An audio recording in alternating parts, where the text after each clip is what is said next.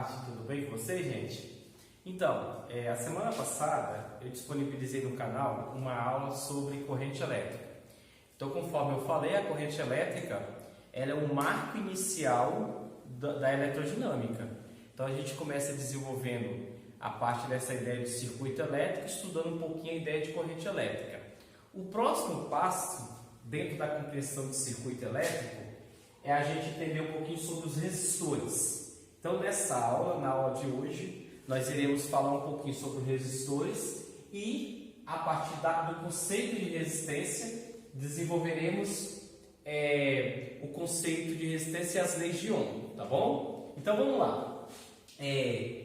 Qual é o conceito que nós temos de resistência elétrica? Bom, vamos lá. O que é um resistor? O resistor é um dispositivo utilizado nos circuitos que possui duas funções. A primeira função de um resistor é limitar ou controlar o efeito da corrente elétrica dentro do circuito. A outra função do resistor é dissipar integralmente a corrente elétrica na forma de calor. Vamos entender isso. Essas duas funções do resistor. Vamos imaginar que nós temos um circuito eletrônico. Imagina uma placa de um computador, uma placa de som. Naquela placa de som você tem vários dispositivos eletroeletrônicos, como capacitor, resistores, transistores e outros. Ok? Bom, qual é a função numa placa do computador, por exemplo, no sistema eletrônico de um computador ou no sistema eletrônico de uma televisão, de um som? Qual é a função do resistor? O resistor ele tem a função de limitar o efeito da corrente elétrica. Por exemplo, vamos supor que entra na placa, pela fonte da placa, uma quantidade de corrente elétrica, uma corrente elétrica muito alta que pode de repente danificar aquela placa, queimar aquela placa.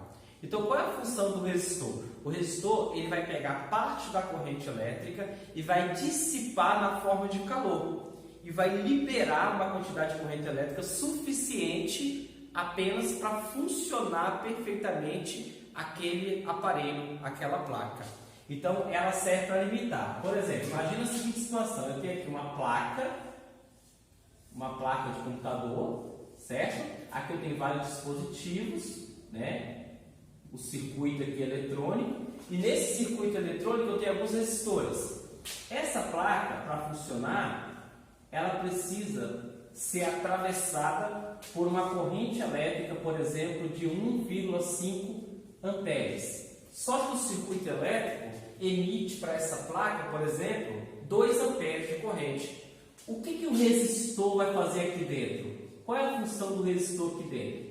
Pegar parte dos 2 amperes, no caso 0,5 amperes, e dissipar na forma de calor e apenas ficar aqui no circuito elétrico 1,5 amperes, que é o suficiente para funcionar o circuito elétrico não danificado, correto? Então a primeira função do circuito elétrico do resistor é isso. Qual é a outra função? Aí já é o contrário, aí já é dissipar toda a corrente elétrica na forma de calor, através do efeito Joule ou do efeito térmico. Por exemplo, vamos pensar nos aparelhos resistivos que nós temos na nossa residência, como por exemplo, chuveiro elétrico, ferro elétrico, chapinha de cabelo, secador de cabelo e a própria lâmpada incandescente e assim por diante. Qual é a função do chuveiro elétrico, por exemplo? É pegar toda a corrente elétrica que o atravessa e dissipar na forma de calor, no caso, para aquecer a água. Então, no interior de um chuveiro elétrico, você tem lá uma resistência grossa, em forma de zigue-zague assim, né? Você tem uma resistência elétrica grossa, né? De maior espessura do que os outros resistores eletrônicos. E aí, o que acontece? Quando a corrente elétrica entra por aquela resistência, ela aquece, ou seja, a corrente elétrica vai ser dissipada na forma de calor. E aí aquela resistência ela aquece, ela fica incandescente, aquece bastante e quando a água entra em contato com essa resistência, ela aquece, ela esquenta, saindo uma água quentinha, né, para a pessoa tomar banho com água quente, ou água morna, por exemplo. Então, nessa segunda função, nessa possibilidade, nos aparelhos resistivos, o resistor ele tem a função de dissipar toda a corrente elétrica na forma de calor. Então, essas são as duas funções de um resistor: limitar o efeito da corrente elétrica, por exemplo, no circuito eletrônico, e dissipar toda a corrente elétrica na forma de calor, por exemplo, nos aparelhos resistivos. Ok? Bom, continuando. Como que a gente representa esse circuito? Existem dois tipos de circuito elétrico. Desculpa. Existem dois tipos de resistores elétricos. O resistor à base de carvão e o resistor de fio. O resistor à base de carvão é um resistor, né, que ele tem um fiozinho, ele tem uma parte mais grossa de cerâmica, revestido de cerâmica, e no interior dessa cerâmica ele tem um carvão. Então é um circuito de carvão. O carvão também é um elemento condutor de eletricidade, né? E também existe o mais comum no nosso dia a dia, são resistores à base de fio, né? Os fios que são ótimos condutores. Então nós temos dois tipos de resistores. Como que a gente representa fisicamente? Como que a gente vai enxergar no circuito teórico, no desenho de um circuito elétrico, o resistor? A gente vai enxergar o resistor dessa forma aqui, ó. Tá vendo? É um segmento de reta, onde você tem uma parte aqui em forma de zigue-zague. Isso aqui é um exemplo de resistor, ou em alguns materiais nós vamos encontrar resistor assim. Tá vendo? Dessa forma, das duas formas de representar. Mas a gente conhece mais assim, representado dessa forma. Isso aqui é o símbolo físico de um resistor, certo? Bom, um físico chamado George Simon Ohm, ele pegou esses resistores, levou para um laboratório e começou a testar esses resistores, submeteu esses resistores a uma diferença de potencial e a uma corrente elétrica, e ele foi estudando, né, as características desse resistor. O que ele concluiu? Que o resistor elétrico ele não depende da corrente elétrica que o atravessa e nem depende da DDP, da diferença de potencial que ele é submetido. O resistor ele depende de duas situações. Ele vai depender apenas da propriedade física que o constitui e vai depender da geometria também que o constitui. O que é propriedade física? É do tipo de material que é constituído o resistor. O resistor é feito à base de carvão, é feito à base de fio. Que tipo de fio é esse? É um fio de cobre? É um fio de outro material, de alumínio, por exemplo? Cada material tem suas propriedades químicas e física diferenciadas. E isso vai implicar na propriedade desse resistor. Ou seja, vai ter resistor que vai ter uma resistência maior ou menor devido a ser feito de tal material. Beleza? Então, propriedade física. E outra propriedade também que influencia na resistência elétrica de um resistor é a geometria. Ou seja, se esse fio, por exemplo, se esse resistor de fio, por exemplo, ele tiver um grande comprimento, ele tem uma certa resistência. Se ele for mais curto, ele tem outra resistência. Se ele for grosso, né, ou tem uma área maior, ele vai ter uma certa resistência. Se ele tem uma área menor, ele vai ter outra resistência. Então, o Ohm, né, o físico Ohm, verificou essas propriedades na resistência. E aí ele chegou numa lei de suma importância. Essa lei, gente, ela não é demonstrada, ela é experimentada, ela foi verificada experimentalmente. Que é essa lei aqui, ó. U é igual a R vezes I, onde U é a diferença de potencial elétrico, medido em volt, né? A DDP medida em volt. R é a resistência elétrica do resistor, que a gente vai medir essa resistência elétrica em homenagem a Simon Ohm, a George Simon Ohm, em Ohm, e I é a corrente elétrica medida em ampere. Então, essa lei aqui, U é igual a R vezes I, é a principal lei, né? É a lei de Ohm que a gente utiliza a partir de agora, praticamente todo o curso de elétrica, né? A gente vai estudar, por exemplo, a partir de agora, a associação de resistores, depois a gente estudou geradores, estudamos receptores, capacitores, depois vamos analisar alguns tipos de circuito elétrico, sempre utilizando essa lei aqui, ó, essa lei de Ohm. U é igual a R vezes I. Correto? Então vamos analisar esse esquema aqui. Imagina que eu tenho dois pontos, A e B. Imagina um fio, né? Um pedaço de fio entre A e B. E aí eu tenho um resistor aqui.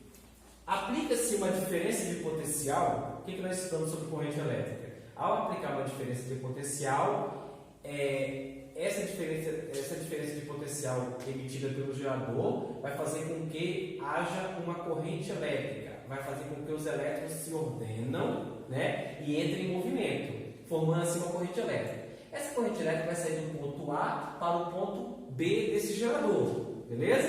Então essa corrente vai sair por aqui livremente e vai atravessar um resistor. O que acontece quando a corrente elétrica atravessa um resistor? Parte dessa corrente elétrica é dissipada, ou seja, o resistor é oposição à passagem da corrente elétrica. O resistor vai atrapalhar a passagem da corrente elétrica, vai ser um obstáculo à passagem da corrente elétrica. Então, se a gente fosse fazer uma brincadeira, o sonho da corrente elétrica nunca é encontrar um resistor, porque toda vez que a corrente elétrica encontra um resistor, ela vai ser dissipada, ela vai ser perdida, ela vai ser diminuída, beleza? Porque o resistor tem essa função de limitar o efeito da corrente elétrica ou dissipar essa corrente elétrica na forma de calor. Então, entre A e B eu tenho uma resistência, né? E essa corrente elétrica vai atravessar essa resistência e vai ser dissipada. Que conclusão que eu vou gerar a partir desse desenho? Que a resistência elétrica ela é diretamente proporcional à diferença de potencial que ela está instituída, né? Quanto maior a diferença de potencial, maior a resistência elétrica, nesse caso, e ela é inversamente proporcional à corrente elétrica. Ou seja, quanto maior a resistência, menor é a corrente elétrica. Então você tem uma resistência alta aqui, quando a corrente vai passar, ela vai ser dissipada quase toda na forma de calor e vai atravessar o mínimo, né? Agora, se a resistência aqui for pequenininha, o mínimo possível, a corrente elétrica vai passar quase toda, vai dissipar pouca corrente elétrica. Poucos elétrons vão ser dissipados, a corrente elétrica vai manter a sua unidade, certo? Então, a unidade de resistência de R, né, é o Ohm. Eu já falei para vocês esse símbolo aqui, ó, letra grega chamado ômega, certo? Bom, essa é a discussão da primeira lei de Ohm. Outra lei de Ohm, que na verdade não é nenhuma lei, alguns teóricos, alguns autores dizem que é uma lei, que é a segunda lei de Ohm. Outros falam que é uma definição matemática de resistência elétrica. Nós vamos discutir agora. Uma relação matemática para a resistência R que leva em conta essas propriedades físicas dos resistores pode ser expressa por essa forma. R é igual a ρ. O que é ρ? É uma letra grega, né, chamado ρ. Isso aqui é tipo um pezinho, né? ρ vezes L dividido por S, onde ρ é a resistividade do material, L é o comprimento desse resistor e S é a área desse resistor. Lembra que eu falei anteriormente na definição que a resistência elétrica ela só dependia das propriedades físicas e da geometria que o constitui? É exatamente isso. A resistência elétrica vai depender da resistividade do material. O que é resistividade? É a característica do material que é feito o resistor. Esse resistor é feito de que material? Então isso vai implicar numa resistividade. Um valor diferente para cada tipo de material que constitui, vai ter uma resistividade. N, o comprimento do fio, que é o que? Geometria, né? Comprimento de um fio.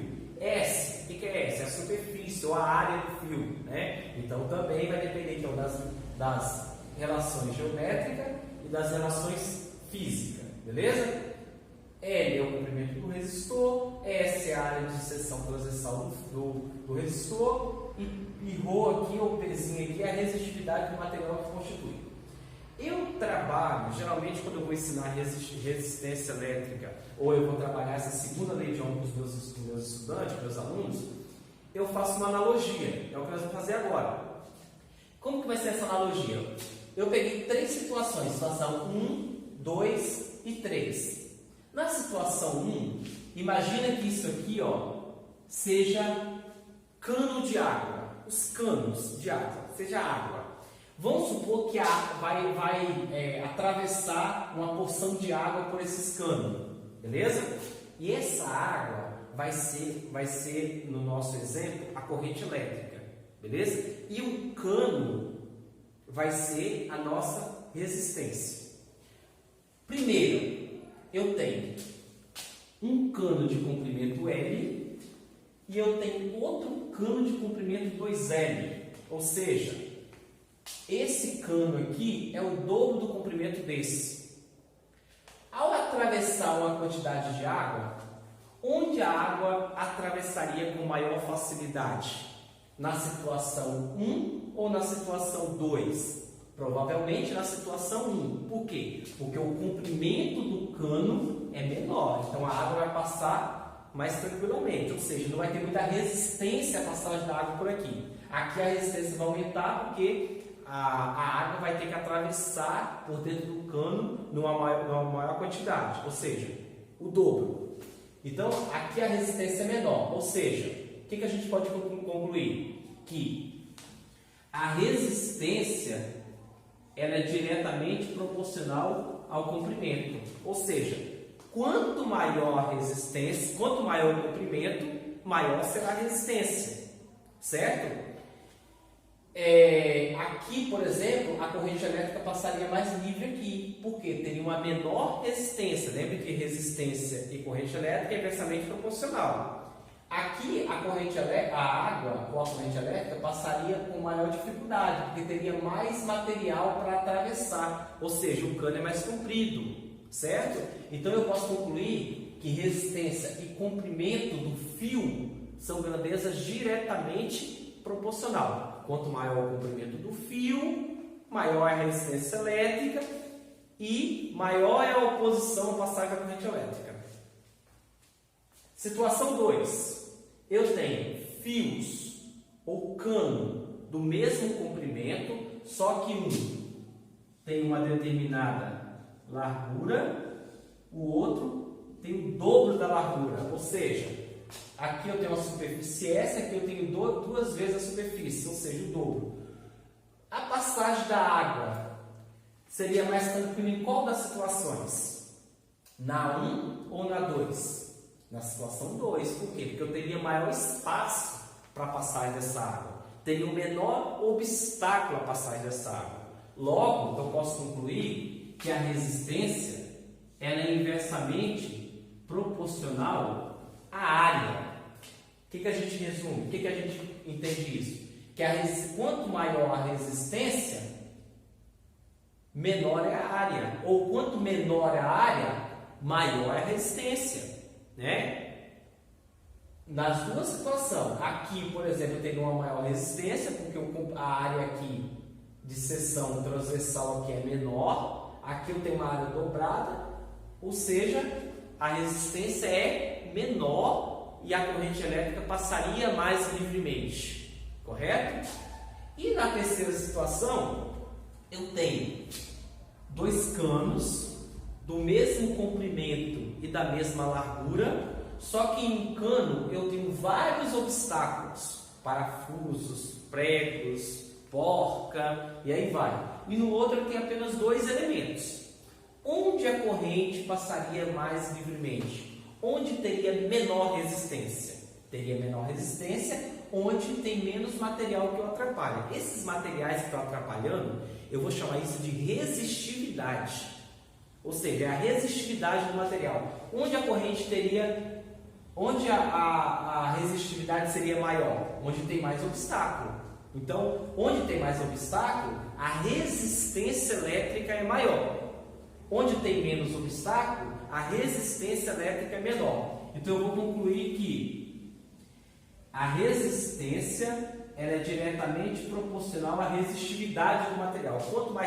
Quanto mais resistivo é esse material, maior será a resistência. E aí eu enuncio, nesse caso, a segunda lei de Ohm. que a resistência ela é diretamente proporcional ao comprimento do fio e à resistividade, e ela é inversamente proporcional, né, à área. Ou seja, a resistência, quanto maior a resistividade, maior será a resistência, ou quanto maior o comprimento do fio, maior a resistência.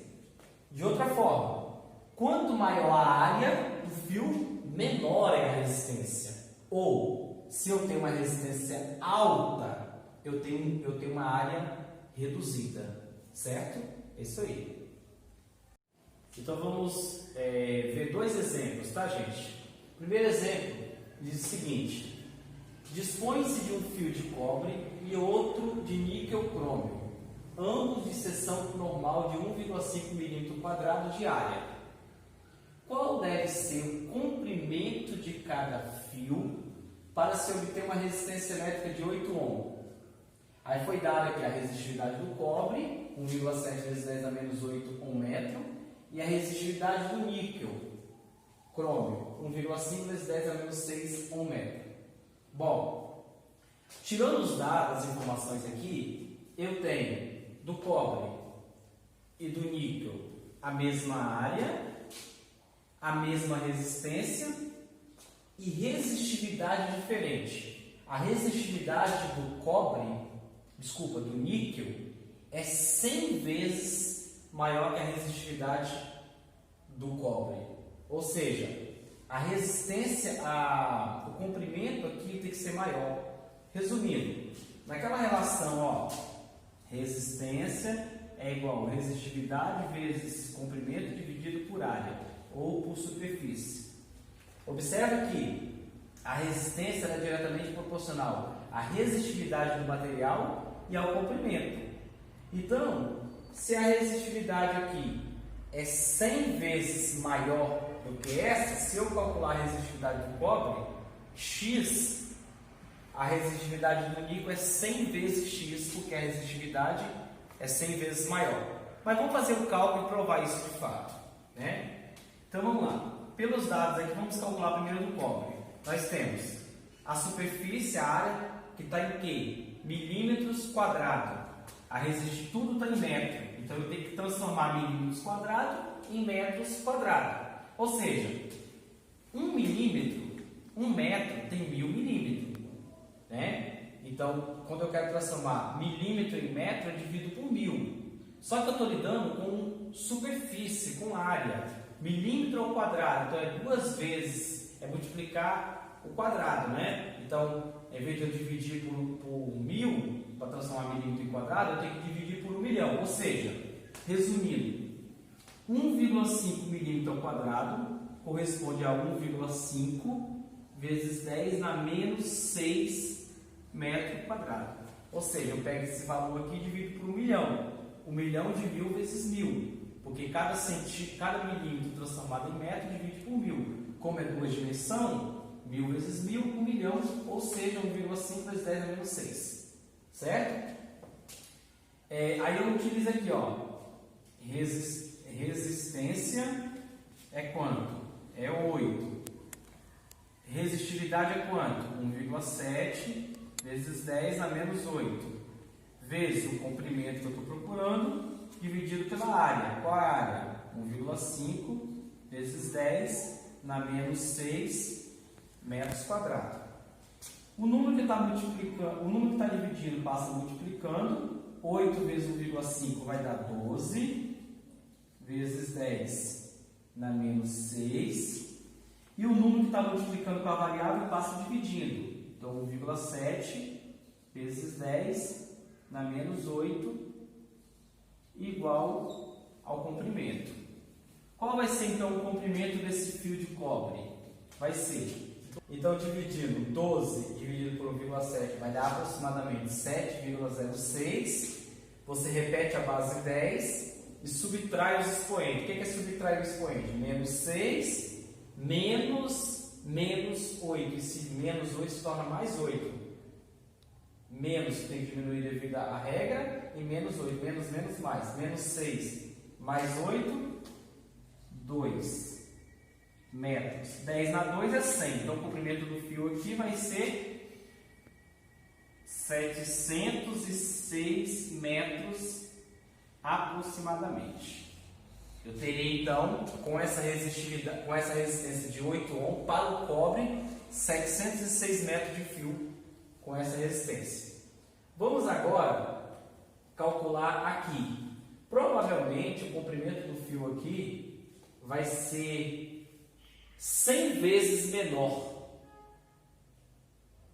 Tá? Vamos lá, vamos entender.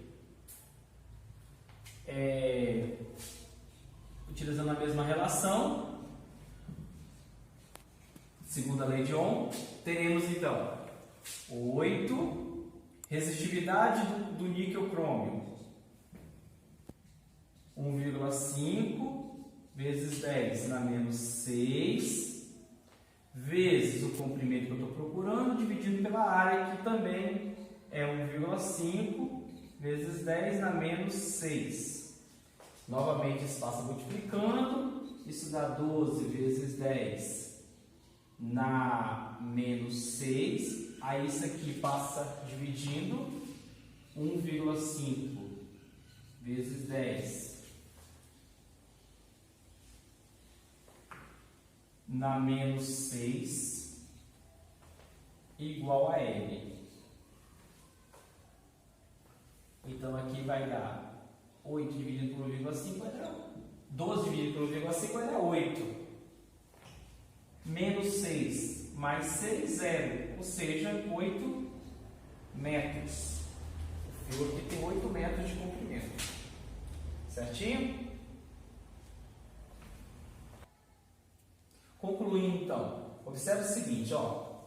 O material que tem uma menor resistividade, você vai ter um fio bem maior para manter uma resistência de 8 ohms. Ou seja, você vai aproveitar mais cobre. Imagina, por exemplo, uma transmissão de energia elétrica. É mais viável você utilizar o fio de cobre do que o fio de níquel crômio, porque você teria 706 metros de extensão de fio de cobre, de rede, enquanto se fosse para um fio de crômio, níquel crômio, você teria apenas 8 metros, porque a resistividade do material é alta. Certinho? Pessoal, vamos então ao segundo exemplo. Esse segundo exemplo ele é relativamente mais fácil que trabalha com a primeira lei de Ohm. U é igual a R vezes I, que é bem simples. Algumas coisas a gente tem que compreender teoricamente para fazer tranquilamente essa questão. Então vamos entender primeiro, vamos fazer a leitura primeiro. Os terminais de um resistor ôhmico possuem DDP, U variando. A intensidade da corrente elétrica que percorre varia segundo o gráfico representado. Determine, letra A, a resistência elétrica do resistor. Letra B, a intensidade da corrente elétrica, sabendo que a DDP nos terminais desse resistor é de 120 volt. C, a DDP a qual esse resistor deve ser submetido, de modo que seja percorrido pela corrente elétrica de 8 amperes. Vamos fazer uma análise do gráfico agora. Nós temos um gráfico, o que esse gráfico mostra? A diferença de potencial em volt de acordo com a corrente elétrica que é percorrida nesse material. Então vamos lá. Para uma DDP de 4 volts, eu tenho uma corrente de 0,2 amperes. Para uma DDP de 8 volts, eu tenho uma corrente de 0,4 amperes. E para uma DDP de 12 volts, percorre uma corrente de 0,6 amperes. Observe que isso é proporcionalidade, diretamente proporcional. Na letra A, pede para determinar a resistência elétrica do resistor. Então preste atenção. Se eu determino a resistência elétrica do resistor, essa resistência elétrica ela não depende da variação da DDP e da variação da corrente. A resistência elétrica depende das variáveis da questões físicas e geométricas do resistor, conforme eu falei anteriormente. Depende da resistividade, depende do comprimento do resistor, depende da área. Então, se uma vez eu calculo a resistência elétrica, ela vai ser uma constante. Eu posso variar a DDP e posso variar a corrente elétrica, ela permanece constante, ou seja, é um valor definido da resistência. Né? Então vamos lá, utilizando a lei de Ohm. Ou seja, a resistência aqui ela vai ser a DDP dividido pela corrente. Aí eu venho aqui no gráfico e pego um ponto da coordenada aqui. Vou pegar essa coordenada aqui, 4 para DDP e 0,2 para a corrente elétrica. Vou substituir na equação 4 volts, 0,2 amperes. Então eu vou ter uma resistência de 20 ohm. Correto? Beleza. Definido isso aqui agora não varia. Eu posso aumentar a corrente, aumentar a DDP ou diminuir a corrente, diminuir a DDP, que a resistência permanece constante. Letra B. Eu quero determinar a corrente elétrica quando eu tenho uma DDP de 120 volts.